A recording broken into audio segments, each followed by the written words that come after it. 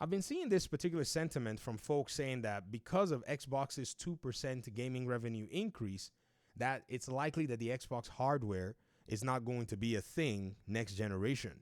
Now, I have to say to you, that kind of a conclusion means that Xbox is pretty much going to go out of business. Like without the hardware, they're done. If you didn't know.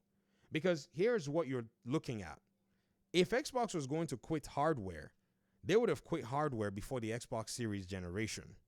Because the Xbox One generation was where they got bodied. If you listen very carefully to Phil Spencer, where he said that they had lost the console war, there were two major conclusions in that statement that I'm sure people missed out. So let's go back and look at him capitulating on the console war, basically, and you're going to find out if you can recognize the second piece of it. If you remember very carefully, he said these words. Not in the business of out-consoling Sony or out-consoling Nintendo.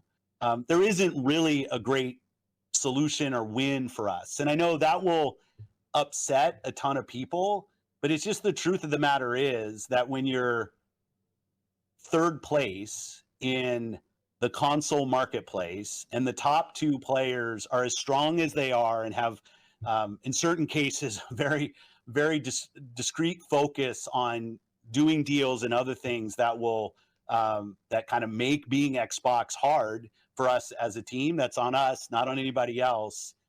Our vision is that everybody who's on console has to feel like they have a great experience and they're a first-class citizen. They've invested a ton in our platform. But we are not in a position, and I see it out there. I see commentary that if you just build great games, everything would turn around. It's just not true that if we go off and build great games, all of a sudden you're going to see console share shift in some dramatic way.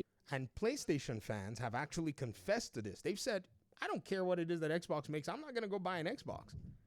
They're not really interested in doing that. Right? And so he's saying here, like, we're not in a position to find a way to catch up.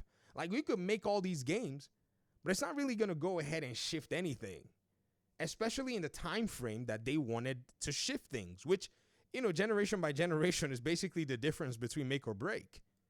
We lost the worst generation to lose in the Xbox One generation, where everybody built their digital library of games. That is your statement right there, where everybody builds their digital library of games. Once people were building their digital library of games, it was pretty much a set in stone reality for even the following generation that was to come. Phil understood this and knew this even at the time. So Xbox, seeing that this was the case, decided that they were going to pretty much find a way to not be dependent on their console, even though their console was a critical piece of their business and everybody was playing games. PlayStation was doing their deals to make it hard to be Xbox, basically money hiding third-party deals, blocking games from going to Xbox. And so all that while, they were selling games on Steam and bringing their games to PC and keeping their studios open. So if you think that, somewhere, somehow, they're not going to make hardware, they should have stopped hardware even in the face of this reality. When they saw people building their library, they could have called it quits, but they didn't. So when you go and you're building on Xbox, we want our Xbox community to feel awesome. But this idea that if we just focused more on great games on our console, that somehow we're going to win the console race, I think doesn't really lay into the reality of most people. Like 90% of the people every year who walk into a retailer to buy a console are already a member of one of the three ecosystems. Hey, y'all PlayStation fans, y'all said so to me. You remember, Carlos, you said it. I remember. Carlos, you said to me, even with Indiana Jones coming out, you still don't feel like you're moved enough. Bellular Gaming, when he was there spouting his stuff, he said, well, the only way Xbox is going to get money from me is if they bring the Indiana Jones game to PlayStation. The way all of the PlayStation talking heads are on Twitter pretty much talking, they have no interest in going the Xbox route. And some people, it's not because they just want to talk. They have already bought the console that they want. So how is Xbox supposed to convert these folk to let go of their $500 console that has their PS4 library to go buy an Xbox and then come into their ecosystem? It doesn't make any sense. In fact, this, like I said, that's exactly when they should have packed up and left the business. But they didn't. And their digital library is there. This is the first generation where the big games that they're playing were games that were available last gen. When you think about Fortnite and Roblox and Minecraft, like the continuity. What did he say? He said Fortnite and Roblox and Minecraft. Did I hear him say Fortnite and Roblox and Minecraft? Matt Piscatella, he's speaking your language. From generation to generation is so strong. I see a lot of pundits out there that kind of want to go back to the time where we all had cartridges and discs and every new generation was a clean slate and you could switch the whole console share. That's just not the world that we are in today. There is no world where Starfield's an 11 out of 10 and people start selling their PS5s. That's not going to happen. And he was very correct. So him knowing that this particular shift in terms of the way digital libraries are built was a thing, he decided he was going to need to pivot. And if at that point, Xbox did not leave the console market, then there was nowhere that they were going to go. Why? They understand that continuity now is a big deal. So what they've decided to do is they've decided to create continuity outside the box where you on PC, you have access to continuity for Xbox, or our ecosystem has continuity for you outside. This is why when all of the numbers came out, even with 29% declining hardware sales, they still got 2% up in one quarter, keeping their revenue exactly unchanged. Look at it on the middle left corner of the screen. Total revenue. Revenue was relatively unchanged. Crazy, innit? Even though you had hardware revenue decline at 29%, even though you had a 7% revenue decline for gaming, you still had, at the end of the day, in that particular category, everything still remained neutral.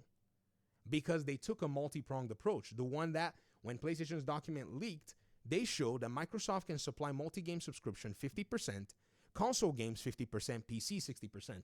If PlayStation has such a hardware decline like Xbox does, they're going to see a whole different side of reality. But Xbox can eat that hit and still be standing. It's weird. How are they doing it? Simply because they have other pipelines to generate revenue.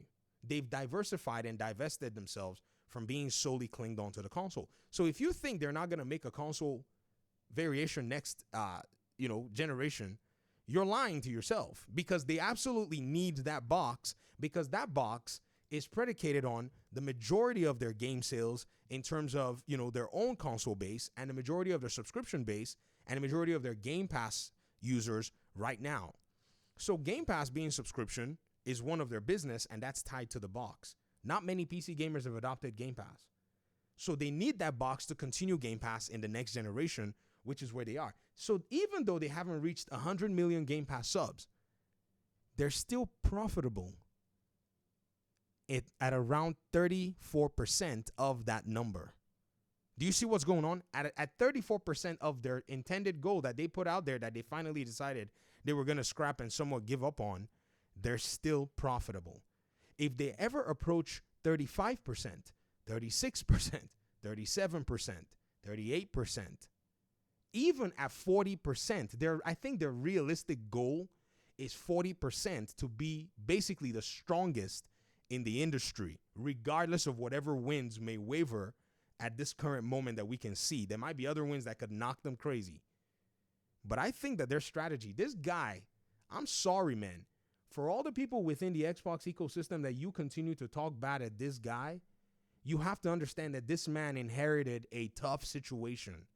I'm talking, this guy inherited basically a poop show. When Xbox was trying to launch Xbox, they were there talking about TV, not paying attention to the games, not paying attention to the things that people should have paid attention to, not forming relationships with other developers and trying to make sure that their ecosystem was friendly. This guy comes in and inherits it. First has to make sure that everybody can breathe and stay above water, then ensure that they don't pack out and leave business, and then make sure that he can play the next generation, gain enough confidence for them to pretty much go about sinking big investments into the company. Those of you who continue to say Xbox failed, Xbox capitulated and stuff, you're not being fair to Xbox. You're not being fair to Phil Spencer. Because in your end, if PlayStation had gone through the same thing because of their overly, extreme reliance on hardware, they would have been done. they would have been done, because it wasn't necessarily PlayStation's own games solo that made their platform what it was. They were doing deals. You heard Phil say it in this particular clip, that they were doing deals that made it hard to be Xbox. I mean, I guess in war, all is fair, ain't it? This is why I'm not a fan of these exclusivity practices. But by and large, I cannot say how anybody would come and draw conclusions and say that at the end of the day. This is why when Destin went ahead and said, as expected, Xbox content and services continue to grow as hardware continues to fall. Gaming revenue seeing a decline is a bit of a surprise, since they also announced that they're number one publisher on the planet today. And somebody said, I don't think it's surprising to see the number one publisher falling. The gaming industry revenue, the industry is a sinking ship right now. PlayStation got the same wake-up call with Concord, EA, and everybody else. And some people are over here saying, well, think about it. They're not going to make any consoles. Some people are saying $100 billion invested. Where is this tweet here? $3.5 billion actual versus $4 billion expected. You can call that a decline, but if you're still raking in billions, I think you're doing pretty well. This person said 2% growth after you invest $100 billion. What? It was 60% year over year after Activision Blizzard. This is 1 year after that. Continuing growth is good. This is something people try to basically go ahead and, in a sense, try to maybe twist. And then somebody here in the comments says something about, hardware basically not continuing. And I laughed and I'm like, why would hardware not continue? Hardware is a piece of what made this a reality, even though pivoting was pretty much what continued to sail the ship to this generation. This is the business that I'm seeing that Xbox is putting out. If you're seeing anything, hey, I don't know what else to say to you. Look at this person. This person said, what a disaster. How does Phil still have a job? I'm telling you, man, most gamers on the internet, bro, y'all have real short-term memory, man.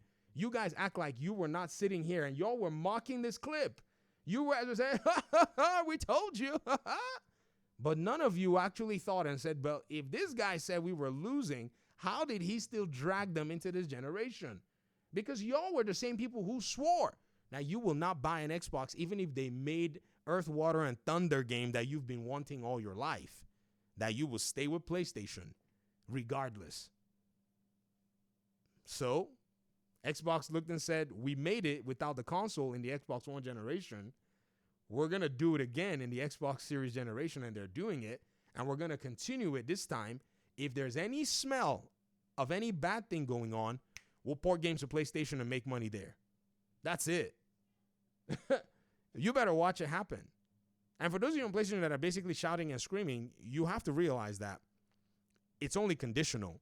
That each time you scream that Xbox gets a loss or takes an L, they're going to come on your platform. So that's probably the criteria for them to come sell games on your platform, which you still then give them their end goal, which is to maintain profitability. Zero-sum game. Talk to me in the comment section. Peace out.